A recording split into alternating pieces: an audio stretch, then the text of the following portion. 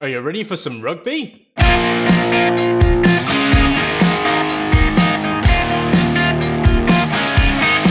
So, we've got some really interesting games. Probably one incredibly interesting game and one less interesting game. I think there's something to be taken from both games. Screw it. Let's get straight into it. Roll the clip.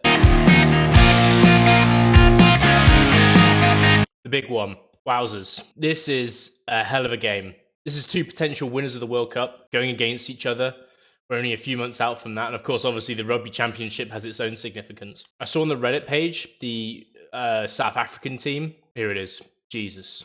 Actually get what I can see of the screen. Didn't do that before on the first time. This is incredible to me, especially considering how well South Africa played against Australia.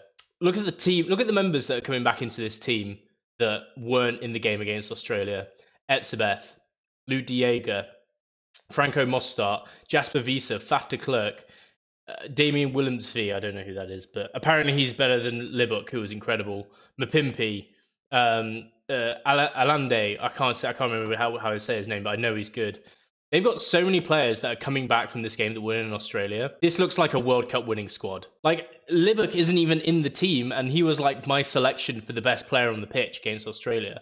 And he was literally incredible. He opened South Africa up in playing ways I've not seen them play before in terms of attacking rugby. He ain't even on the bench in this game. He can't even get on the bench. It's unbelievable. Oh crap! No, Libuk is there. He's right there. 23, Manny Libuk. I'm an idiot. Sorry. This team is insanely good. It's depth, it's power, it's experience. Barring injuries, I think this is the team that wins the World Cup, honestly. But you remember from my show last week that I don't think South Africa are going to win this game. I'm actually going to keep with that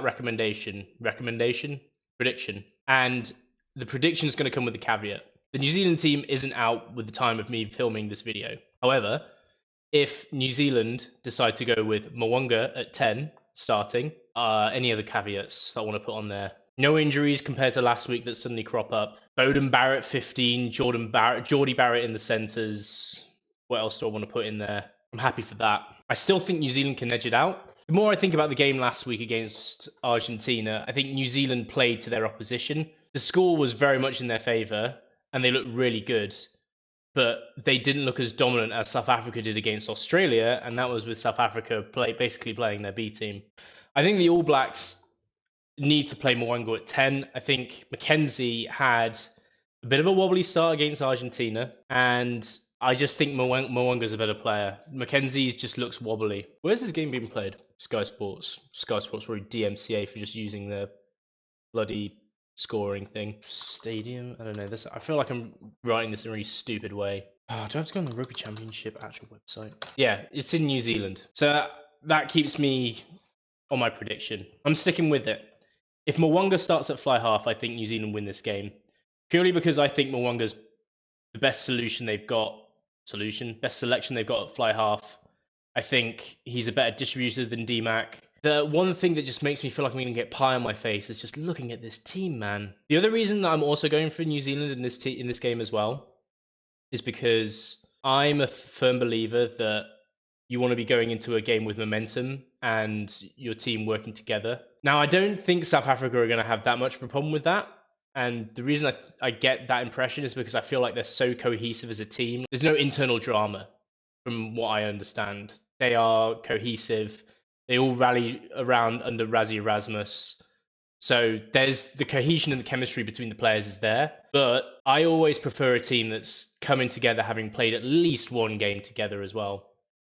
Bear in mind that a lot of these players here as well play in either the URC or the Premiership as well. Like URC here, Premiership here. It's in terms of like English Premiership, sorry. And I think the added like time away from their domestic league compared to the Super Rugby with New Zealand, like New Zealand, majority of their team coming off the Super Rugby, a lot of them coming from the Super Rugby final even. I just think, oh man, I feel stupid. I feel like South Africa, just looking at it on paper, are going to win it. But I just think New Zealand, they're in New Zealand. I think everyone's putting South Africa odds on favourites. I mean, let's have a look at some betting odds here. Yeah, I'm right, aren't I? Oh yeah. 5 to 12 means that New Zealand, like if you bet £5, you get 12 quid back. So they're not favourites. South Africa are favourites in this game. So I'm going against the grain on this, and I think New Zealand are going to win this game. Again, go through the reasons again. At home, should be starting Mwanga. If they don't, that's me going, well, no prediction, whatever. Even if New Zealand win and they start DMAC, then I will definitely still claim that I'm, a genius. However, my caveat is I think they still need to start Mwanga. I think they've got more cohesion as a team because they played a bit together, as well as coming straight from the Super Rugby in their domestic league. But give this no doubt. I mean, I don't know the paths and the trees for teams in the World Cup at the moment, but this could really set the scene for World Cup with these teams coming back together again, because it doesn't matter. They're so strong that it doesn't matter if it's going to be like quarterfinal, semi-final, final, whatever. If they meet again, then it's going to be very intense, and you're going to know that both coaches are going to have learned a lot from this particular showdown that we've got. So crazy cool game. Can't wait for it. Waking up at 8:05. I know you guys down there in New Zealand and Australia, you've probably like, why the hell are you complaining at getting up at 8 in the morning to watch a game when we're up until 3 a.m. watching South Africa, Australia? Whatever, dude. Like, I don't want to get up at 8 a.m. on a Saturday, but I will for this game. It is insane, dude. Like, I can't wait for it. I'm not going to put a score on it. Don't know too much. I'm not too into this yet, into the Rugby Championship, to put an exact score on it, but I will go with a prediction of New Zealand winning. Saying it for the 15th time, probably going to end up embarrassed. Probably end up with pie on my face. Watch what happens when a team of hitmen meet him first with a pie in the face.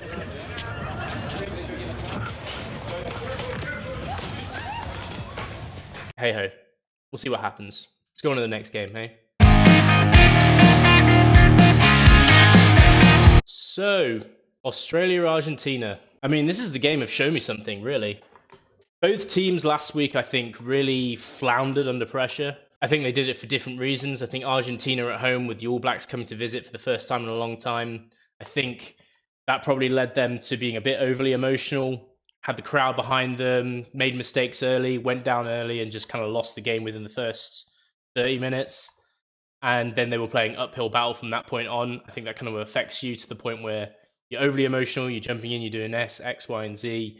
You're not keeping to your game plan. And even so, playing the All Blacks, it's an uphill battle anyway in that regard. But, Argentina showed us a little something in the second half there. I think they were a little bit better. I think they had a bit more cohesion and they kind of got rid of that emotion.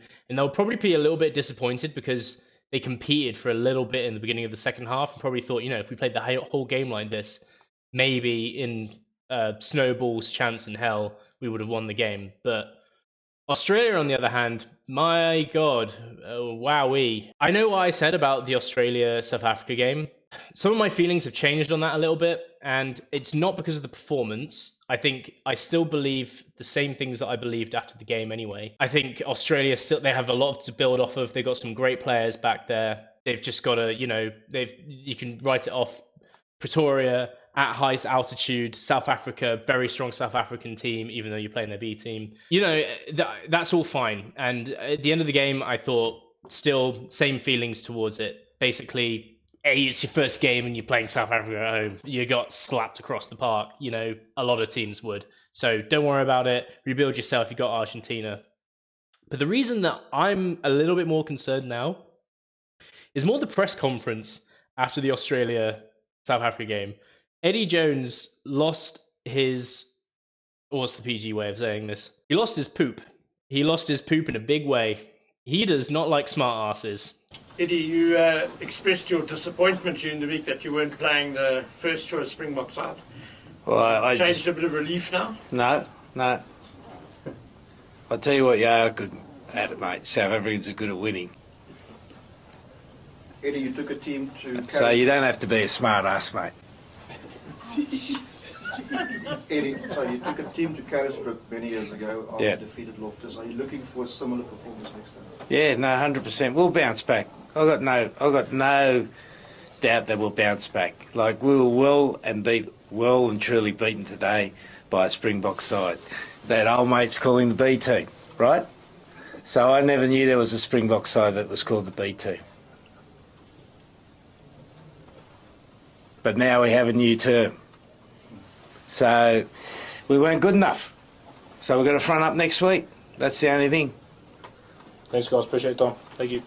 And you don't have to be a smart ass, mate. I mean, the reason that it bothers me so much is this is your head coach. He's meant to be the leader of the team. He's meant to always keep his cool. He should know internally from the inside, like, I can't react badly to this. I have to take it away, learn new tactics next week. Wasn't good enough this week. We go again. But to be rattled off a question like that, oof, dude, does not fill me with hope.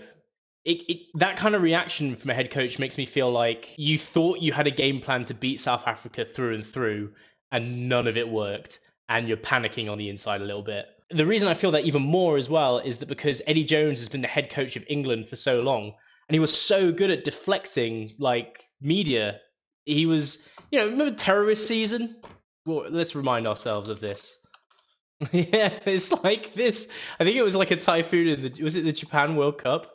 Yeah, and then he was basically saying, like, this is a perfect, like, for me, I know it seems like he's just a crazy man saying crazy things, but when you say something like, it's terrorist season, so you go somewhere else, and it's terrorist season, so it's typhoon season, and you go somewhere else, and it's terrorist season, you know what's going to happen, it's typhoon season here, and you've got to be prepared for it.